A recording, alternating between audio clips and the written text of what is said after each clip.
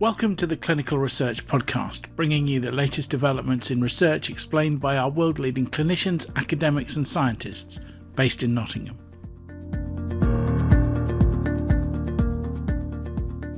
We all know about the symptoms that long COVID can cause for patients, such as breathlessness and prolonged fatigue. But what about the possible effects of COVID-19 on hearing, tinnitus and balance? A new study called the CHEAR study has been launched this spring by Nottingham Biomedical Research Centre. In a minute you'll be hearing from Principal Investigator David Baguley, Study Co-ordinator Charlotte Caimino and Paul Bateman, Research Audiologist, who'll tell us more about the CHEAR study and what it aims to achieve. There have been a number of reports talking about people in whom tinnitus and hearing loss seems to start associated with the COVID infection. And clearly it's absolutely hypothetical possible that the infection could affect the cochlea or the nerve of hearing. And certainly there are some reports of balance as well, but they're just not systemic reports that actually really get to the bottom of the issue. Do we think, as far as we know, it may be caused by the COVID itself or by the treatment some people are getting for COVID? For instance, they're getting some, with the recovery trial, they're getting steroids and those kind of medicines. It's actually more likely that it's the infection itself. When COVID first broke, people were using some quite ototoxic, so hearing damaging medications like chloroquine in quite high doses. But that's much less the case now. And certainly the regimes that are in place now have very limited possibility of being ototoxic. So I think we're looking at infection associated rather than treatment associated. So what symptoms are we precisely are we hearing about, or do you believe maybe associated with COVID, and sort of what's the severity? What hearing symptoms that is? There are reports of hearing loss, and in particular, in our protocol, we're going to be looking with an advanced audiometry protocol at very high frequencies, substantially above what's normally done with an audiogram. People are talking about symptoms of tinnitus that can be quite intrusive and symptoms of imbalance. So our protocol goes through each of these, both with testing and with self-report questionnaires, so we can look at both the incidence of these problems and their severity. Do you have any sort of idea, on it's early days yet, how wide the incidence is? Any thoughts on that? I think that's exactly the research question that we're hoping to answer.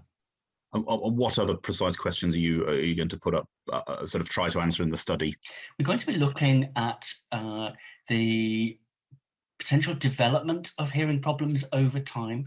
People are going to be doing a test called the Digit Triple Test, which is a very innovative online hearing test, at least once a month over the year period of their involvement. It only takes about 5 minutes, but it looks as though it may well be a very effective way of testing hearing remotely. That's one of the ways that COVID may have provoked audiology into doing things in a rather innovative fashion. We're also going to be looking at the possibility of imbalance. That hasn't really been looked at in any robust way at all. So I think that's a rather innovative approach as well. Paul, can you tell us a bit more about your role in this study, please? So obviously people who have had COVID may be anxious, maybe quite concerned about coming back into a clinical environment. And we are ensuring or doing our very best that the environment is safe for participants to come into. And that means we are ensuring that all our COVID safe policies are in place. There isn't that many people in. That's the main thing at the moment. We've got lots of space and lots of flexibility. So, we can ensure we have a safe environment here at Roke Walk House for when people come in. So my role really will be looking after the participants when they come in to Roke Walk House and carrying out the various tests on the baseline assessment. And obviously I'll work closely with, working closely with Charlotte and other colleagues as well to make sure we can do that safely and get the data we need. And what about you, Charlotte? Can you tell us a bit more about what you're doing specifically on this study, please? I'm the study coordinator. So what that involves is basically just the day-to-day management of the study, making sure everybody is where they need to be. I'll be the first point of contact for participants if they want to join us and take part in the study, or any participants that are in the study, if they have any issues with any of the tests or anything like that, I'll be the first point of contact, and just supporting everybody else, all of the other staff in the study, with anything that they need. And I'm the first point of contact as well for our sponsor. I'm doing a lot of liaising with our sponsor, and ethical reviews, that kind of thing. When is it starting? Is it sort of now, and the timescales, and also just an idea about the number of participants, sort of patients you're looking to recruit? We have been given the go-ahead to start recruitment as of now. So as soon as we can get some people in, we can start looking at any issues. So that's very exciting. We are looking to get a total of 97 participants altogether. And we're going to monitor them over a period of 2 years, so we can actually look what are the long-term effects of this. It's not just a quick assessment coming in and looking at their hearing. We want to see how things play out over the recovery period from COVID. 97 sounds a bit precise. Perhaps that's a silly question. What is a significance to that number? The sample size came from some analysis from some of the team members of what would be adequate power for us to find an effect for this study, and that came out as 97. So that's the kind of minimum level that we're looking for. Where will your patients come from, Charlotte, sort of geographically, and the cohort? How will you recruit people that are suitable for this study? Yeah, so we're looking primarily people that are situated within the East Midlands, so the people that could get to us at Ropewalk House for their initial baseline assessment. We're working with Nottingham University Hospital, so I think quite a lot of them will be patients of NUH. But we've also got University Hospitals of Derby and Burton as a participant identification centre for us. So they're going to be helping us to find some patients from the Derbyshire region as well. Will there be particular ages, or is that not so defined? No, we're looking just for any adults over the age of 16. David's mentioned tests and things, and some of this will be done remotely. Could you just talk us through the various tests and people, or the sort of ways the patient will be involved in the study? What will they have to do? Okay, so we have a baseline assessment which will be carried out in our clinic here at the BRC at Ropewalk House.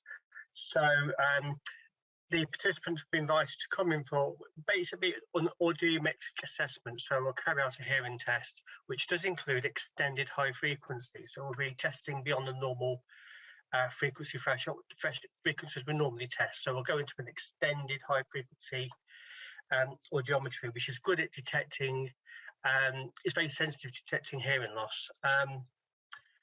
So also we'll be carrying out middle ear function testing. So that's using a device called a tympanometer. So that gives us an idea of the function of the middle ear, the actual mechanical aspect, to see if there's any defects or anything detected there. And there'll be also a test of balance as well. And it's not a really intensive test. I will also aim to look at sort of general what's called a timed up and go test, which sort of times somebody standing up and walking about 3 meters and back to their seat again, to see whether or not there's any instability there as well. So it's overall a test of an audiometric test, and also including some balance testing as well. There's also questionnaires that will be carried out on their first baseline assessments as well. And they'll also carry out the digit triplet test as well whilst they're here. So we'll go through how that will work when they then, in future, when they get tested at home. Yep, 2 years we're hoping for participants to carry out all of the remote testing, the questionnaires and the online hearing tests. What other research has been done? What other studies are out there, if any, published into this issue? I mean, it's sort of, I guess it's relatively early days yet. Well, it is early days, but there's quite an emergent literature here, Andrew, which is quite interesting. I mean, we have to be careful because hearing tinnitus and balance problems are very common. They're very common in people who feel generally unwell. and they're very common in people who feel anxious and who are isolated. So there are all sorts of reasons other than viral infection that might drive these experiences. But we know that other severe viral infections can cause problems with the inner ear, with the cochlea and with the balance organ. So we're wanting to try and separate out all of these different issues. We had a lot of fun choosing the test battery. You mentioned the timed get up and go test, which is one of my favorite named tests for balance, which tests balance in a very real world scenario. It's not at all difficult for the patient, but gives us a really good assessment of their balance abilities.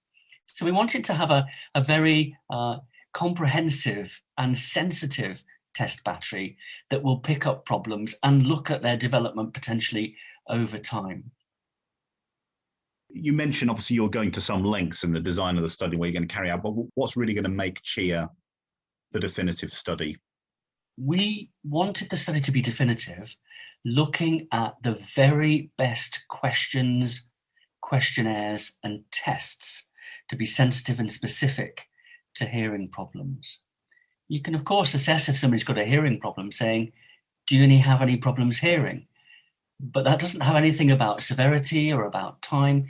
You can ask somebody about tinnitus. Do you hear tinnitus? But they might not understand the word tinnitus. And might that be for a few seconds or a few minutes? Might that be after a knock to the head? You have to be really absolutely precise in the wording. So a group of colleagues really went through all the questions, questionnaires and tests that we could possibly use and whittled it down to a practical but and feasible number that patients could do without being too burdensome for them. We're really hoping that people will enthusiastically engage with this study. I know that for many people, coming back into a clinical environment after a COVID infection might be a challenge, but it's going to be so carefully, so safely monitored. And we're really working hard to make sure that this is a safe and not burdensome experience for people who might want to contribute. I think there are many people that have had COVID who want to try and make human understanding of this deeper and better. And this would be a real chance for people to contribute to the research efforts in Nottingham.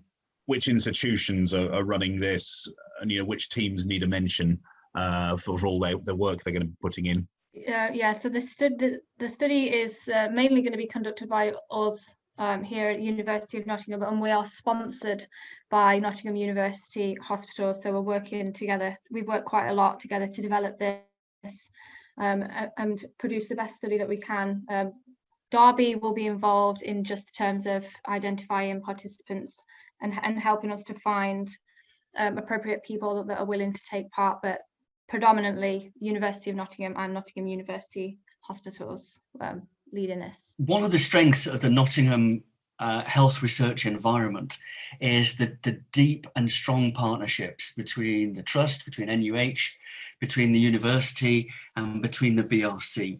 And it's just been so encouraging that colleagues from each of those institutions has worked together on this study. If I were to name names, the list would be too long for this particular podcast, but many people have really engaged with this and caught the vision of doing a definitive study in this area. And I think that really speaks to the strengths of the partnership that we're seeing in the Nottingham health research environment. How does everyone feel personally to be launching this pretty innovative bit of research? What about you, David?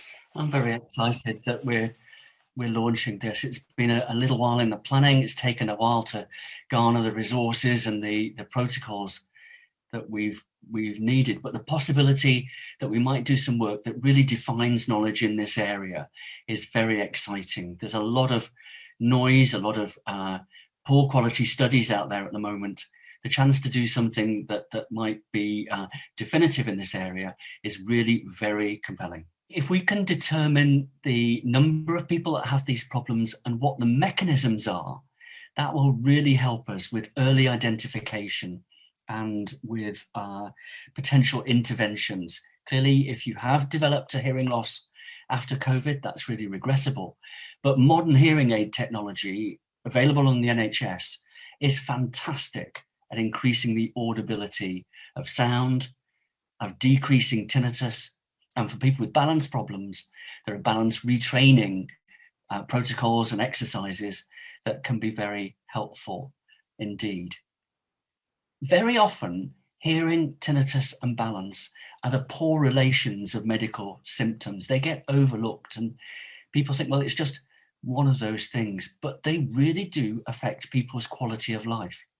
So anything that raises the profile of these symptoms in this patient group, in fact, in any patient group, I think is a really good thing, because there are modern solutions. The service on the NHS at Rope Walk through NUH is state of the art, and colleagues are available to help people who are experiencing challenges in any of these areas. I'm incredibly excited to be involved in this study, and I'm so excited to actually launch and to get people in. It's been a long time putting this together, working on the protocol with other people in the team, and just to make sure that we have the best study that we can to get the results, to find if there is anything there. And I'm ready to get some people in now and get going. Paul, you're very hands-on as well. What do you feel? I'm probably exactly the same as everybody else. I'm looking forward to get started now.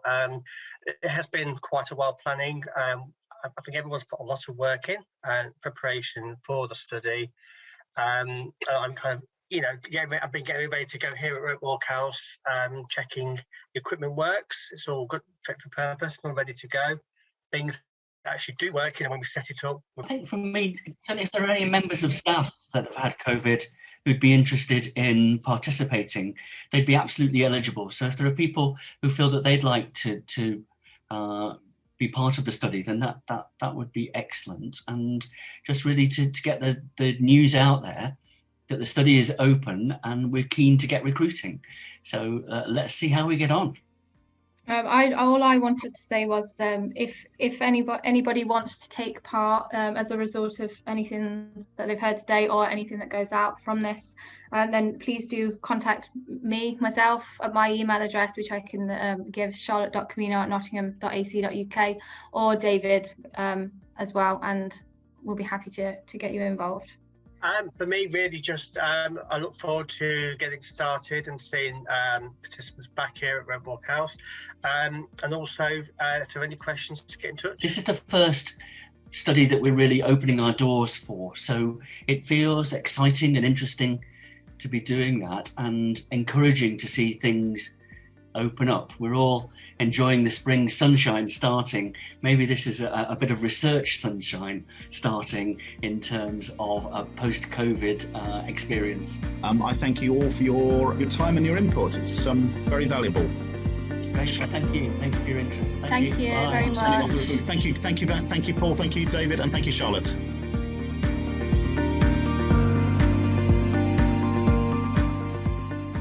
Thanks for listening. There are links in the show notes for more information on clinical research in Nottingham, and the website is nuh.nhs.uk/research. Our email and social media links are there too. If you want to stay up to date with the Clinical Research Podcast, you can find us on iTunes, Spotify, Google, wherever you normally get your podcasts. The more shows are rated and reviewed, the more search engines like them, and the easier it is for people to find us. So if you can subscribe and rate and review us, you'll be doing it for science, not just for our egos.